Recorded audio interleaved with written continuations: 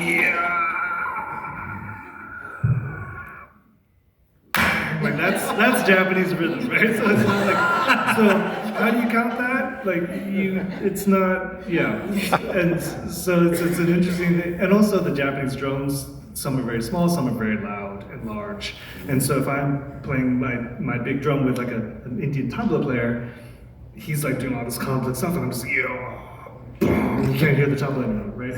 And so it's not really well suited oftentimes for a lot of. With the djembe, it's great because the djembe is a powerful instrument, and that's it's a perfect combination. It's a match made in heaven. But also it's just really amazing, and so that's part of the conversation as well. It's like there's so many amazing drummers in New York City and around the world, jazz drummers, classical, like all sorts of genres. But what really drew me to Kweku is, besides just being top tier, quote unquote, jazz drummer, is the fact that he, as a young child, was going to Africa, studying with master djembe players, and at the feet of the masters. Yeah, right? The masters. I don't want to say people throw that word around a lot, but to be able to live with Mamadi and then to go live with Famadou. You know what I'm saying? If anybody listens to djembe, we're talking about people who dedicated, they're not just them, but their families have dedicated their bloodline to an instrument and to a practice. So that's how it is for me. And that's how it is for my family. I have a nephew who is right now, my uncle has created a seatbelt for him. I'll show you the picture after. But he created a seatbelt for him so that he won't fall off the stool in drum class. So he has to take all the class. He drum with the adults, the kids. So it's like when you have a family who's dedicated their entire bloodline to a practice, it's a different thing, Right. Age 9, going to Guinea. Yeah. And sitting at the master's feet for 3 months. About 6 weeks. About 6 weeks, yeah. Every day, like at age 9, and absorbing those lessons. Yeah, having to drum every day. Yeah. And one thing that really moved me when we first met and the car accident happened, and one of the bags that you weren't able to retrieve, I was asking about that, and you lost some bells. Yeah, I traveled back and forth to Ghana a lot because my parents repatriated to Ghana. That's a different story, or a different project maybe. But we heard that story. But every time I go to the continent, I'm always sourcing instruments, right? I'm always looking for different sounds and different metals and just different material to add to my sound. And I had some really great drummers in Ghana go to all of the different bell makers and bring me all of the bells, right? Like 150 bells on the floor. And I went through each and every one to see which one to tune, and then I got I think it was like 18 or 27 bells or something like that. And I say all that to say, in the car accident, a lot of those bells blew up, basically, and I don't have them anymore, but it's okay. And some of the notation that you had. And I try not to think about that. Sorry. No, it's okay. But I had a book it was actually a book, my green book, that's what it's called, that I kept from the moment I moved to New York, and I started studying with Michael Carvin, and I started studying with Andrew Cyril, Justin Brown, and all of these great drummers, and I'm missing some people. But I took notes in one book, and that also is is in the universe. Someone else has it, so it's okay. Yeah. But I remember the shock of that. But then you said it's all in here now. Yeah, it's here now. Yeah. So it's not lost. No, it's not. So we talked a little bit about those rhythmic ideas, those rhythmic traditions, but then there's also ones about tonality. And that go way beyond Western. Like when you play the flutes that you play, and Fay, the way that you sing, which, there's a lineage of that too. We could talk about Betty Carter, we could talk about many people, but those you're also creating a space to create that is way beyond, hey, to here's create my... different sort of different sonic worlds and different sonic expressions, yeah. And don't know if I want to go into history, but I will say for myself, I started out as a traditional jazz vocalist coming out. I always like to say I come out of Ella and Louie.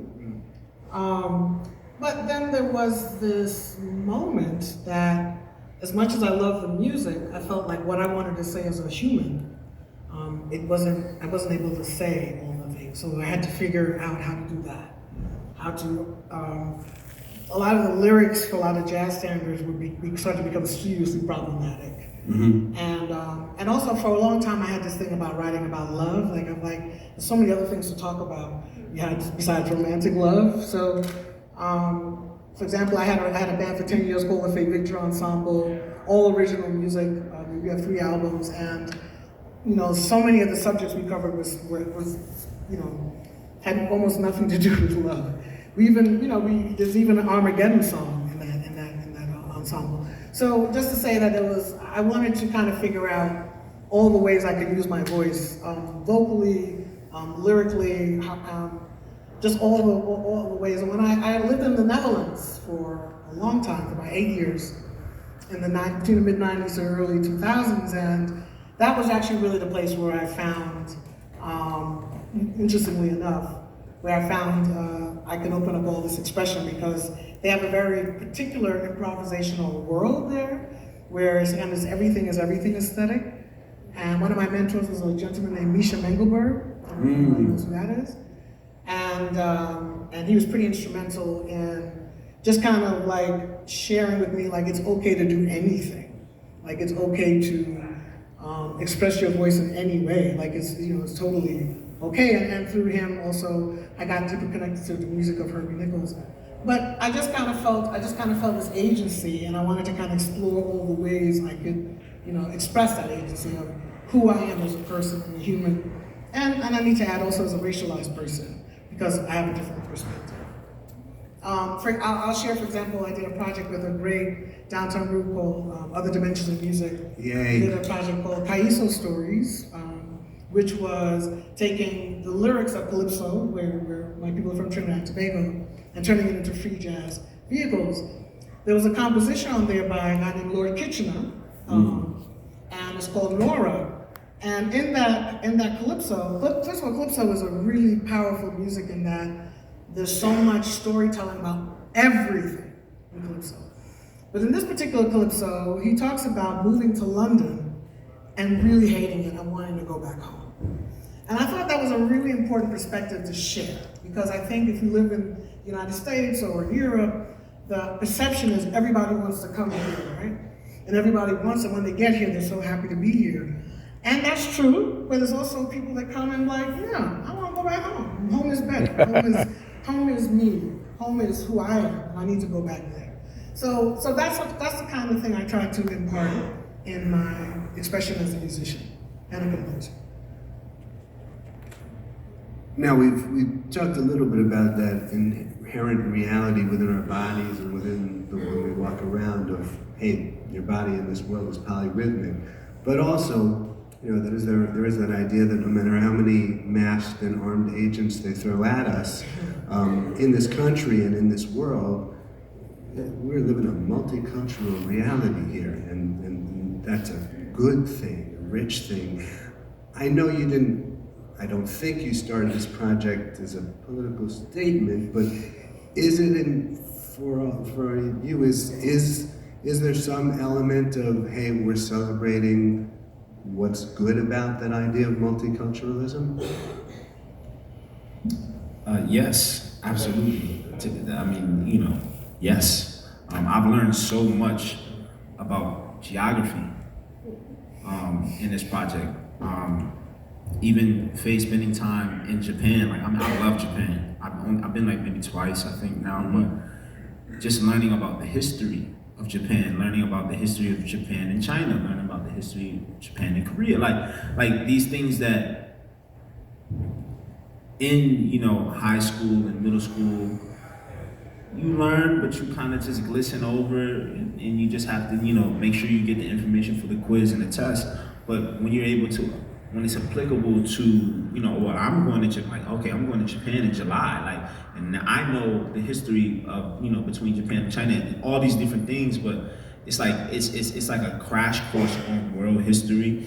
And then the beautiful thing was, I'm sure we're gonna get to it with the culinary practices of everybody's different tradition, and how you can follow a through line. You can follow a line of how people are connected just through food, right? Just through how food migrated around the world on ships and on boats and stuff like that. Where one people might be known for a certain type of rice, and they didn't even, the things that you need to make that rice are not even home to that country, right? So just stuff like that. With this specific project, I've learned so much. So yes. I mean, to that, I want to say that, for example, Yuri, if it's okay to say, his partner has been cooking meals from our heritage, and yesterday she presented the national dish of Trinidad and Tobago, which is called Palau, or cook-up rice, right? And what's it called? Palau, or cook-up rice. And what was really, I was sharing about it, and I was sharing the history about it, and I was sharing that one of my favorite parts of the cook-up rice is what we call bun, like the bottom of the pan. It has all, and so then Kaoru, he's like, well, we have that too, and we have a name for it. And then I think Dami was saying, oh, we do the same thing. And it was just like, it was so beautiful, to kind of like, wow, not that I thought it was so special to Trinidad and Tobago, but to kind of hear like there's all these connections. And Sonny Jane is also a drummer, and there's a dish that he presented from Rajasthan that really tastes like roti in a bowl. It's just, and I taste it, and it tastes like roti to me. So it's like, those amazing connections, even though Rajasthan is so far from Trinidad and Tobago, but then it's not, because so many people from India came over to Trinidad and Tobago, Guyana, after the transatlantic movement of enslaved people was stopped, and then so they found other ways, and so a lot of the things that, for example, Palau is about, the rice is about, this connection to India. So just those kinds of things. So, Fay mentioned my partner Yuri, who's in the audience today, and how... Who is a magnificent chef, by the way. Oh my God. And so she texted and emailed and called all the ensemble members and asked for not just the family recipes, or just any recipe, not necessarily family recipes that reminded them of home or that had a certain nostalgia to them or offered comfort. And she researched and found the ingredients and put them together, and not just put them together and practice making them and then making them for us, but also being very explicit, like wanting to hear, like, why is it important? How does it make you feel to eat it? And then through those conversations, like yesterday, the burnt part of the bottom of the pan, in Japanese, okoge, and it's like we're always having like, oh, you want the okoge? It's like, we're fighting over the okoge. It's thing to fight over, absolutely. Right? And just so many, and then you can, it's the perfect metaphor for rhythm and for scales and melodies, and then we talk about the songs that we're bringing to the project, and this song has a Buddhist chant within it, and this song has it has a spiritual element and this ritual element, and all these things are also part of it. Whether it's, and we talked about food culture, about the significance of chopsticks and how they're placed and what that means. Just like all these things are coming up, just post rehearsal when we're all exhausted and just like having a sip of wine and just talking about food, and it's like but it's adding to the stage too, very much. Because when we get up on stage, it's like all of that is cooked into there, right? So you've been here in residence, not just creating music, but eating well. Eating well. And it's not lost on me, Kweku, that when you were on stage with Emmanuel Wilkins doing Blues Blood, there was actually someone on stage. It wasn't just a gentleman named Pierre. He's a part of a group based out of the Bronx called Ghetto Gastro. And they have a culinary group. It's called Ghetto Gastro, and they make a whole bunch of great foods and great recipes. They have a book. I can't remember the name of the book. If you just look up Ghetto Gastro, you find their book full of black recipes and recipes of the diaspora, might I say? Because I believe he's from Barbados, maybe, I think. Yeah. And just to jump on that, if you look at the Bloodlines website, bloodlines.com, I think, I'm not sure, but there's a new active page called Bloodlines Kitchen.